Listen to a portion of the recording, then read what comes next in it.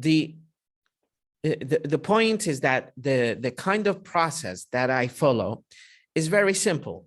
Maybe I need a definition, but the way the brain works is not just like, let's think about it like you're craving for a bar of chocolate. And yes, craving for a bar of chocolate makes you go to buy it or go to fridge and get one. Once you eat it, there is a shot of endorphin that is sent in your brain that makes you happy. And this is going to trigger you to need more. Now, if you watch the definition of the word in Arabic, there might not be a higher chance that you will remember it. So one way we can do, try to, or attempt to remember things is to struggle to understand the word from the context. من السياق. إنه نتعرف على المعنى من السياق. For example here, your brain is a relentless shape shifter, constantly rewriting its own circuitry. Relentless is the word re and lent and less. Lent is similar to lend, which means to give. So less means the opposite, like he is shapeless. That means it doesn't have a shape. So this is a negative. Like has selfless, he doesn't have a soul. So the word less is a negation to the word lent, which is the past of the verb lend, which means give. So what he's saying is that the brain is not giving. That means the brain is stubborn, anid. Now, if I go to the meaning here, if I go to meaning, I would say very similar. Now, do I need to understand exactly what it means? No, because I'm not translating this novel. أنا مو مسؤول الترجمة، ما راح أترجمها.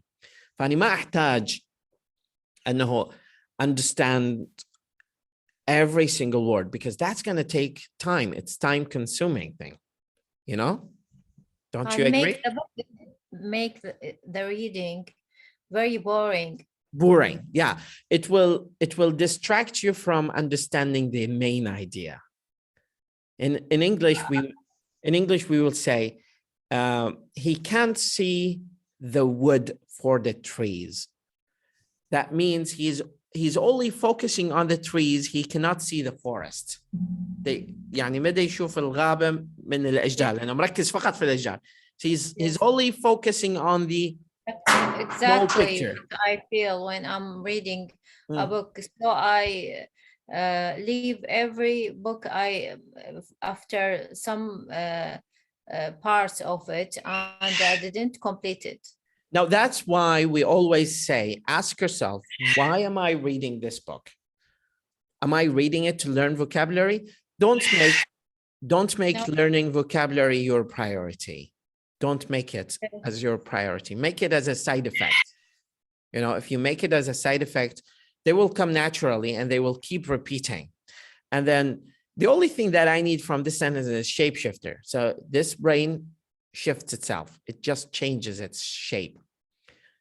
And because your experiences are unique, so are the vast detailed patterns in your neural networks.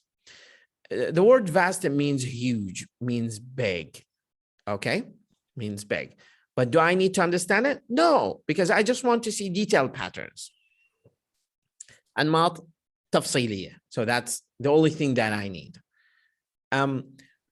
Although neuroscience is my daily routine, I'm still in awe every time I hold a human brain. Awe. So awe, it means I'm shocked. I'm still in awe. I'm still in a shock. Awe. So this is how you can remember it. Match it with some facial expressions. This is the second thing that you need to do. The brain connects new experiences with old experiences. If there is no connection between the new experiences and old experiences, your brain is never going to remember the word. the brain processes everything that you have as relevant or irrelevant to your life. If it is relevant, it has two kinds: highly relevant and risky. It gets prioritized. Low risk and less relevant, it may be documented, but it may be forgotten sometime later. So what do we do in this way? Repetition. And repetition means reviewing things again and again and again and again and again and again and again and again, 7 times in 14 days. And this is a study that was conducted by a German professor of memory. His name is Ebbinghaus or Ebbinghaus. And in this study, he discovered that people remember things for the rest of their lives if they practice reviewing it 7 times over a span of 14 days. Are we clear? Yes. Hopefully, this is not a lot of information to you to process. No. Okay. So by the way, I am just summarizing to you some of the findings on how people learn faster, anything. Yeah. And Repetition so this, 14 days. yeah. The other shocking thing that I discovered from reading this chapter is that the brain of a human being is different from the brain of animals in the way that the brain of a human being is not complete when the human being is born. And I was like, what? Why is that? And then he gives the example that for animals like horses, once the mother delivers the baby, it goes through her labor, اللي هو المخاض, labor اللي هو الشغل معناه أيضا المخاض, and delivers the baby horse. The baby horse starts walking in a few minutes. Yes, that's true. While the child probably takes, let's say, 7 to 9 months to walk. Why is this happening? And why is the human brain different from animals? It should be the opposite, right? Yes. He says that the human brain, by the power of God, is endowed with this kind of skill that it starts understanding the environment around it and builds the network according to that environment. While animals are just born with full brain, because the only thing that they will need is just walk and eat and probably have their sexual activities. They are not going to do other things that we know. Maybe other things that they do behind our ability or consciousness, we don't see. So he's saying, born unfinished. At birth, we humans are helpless.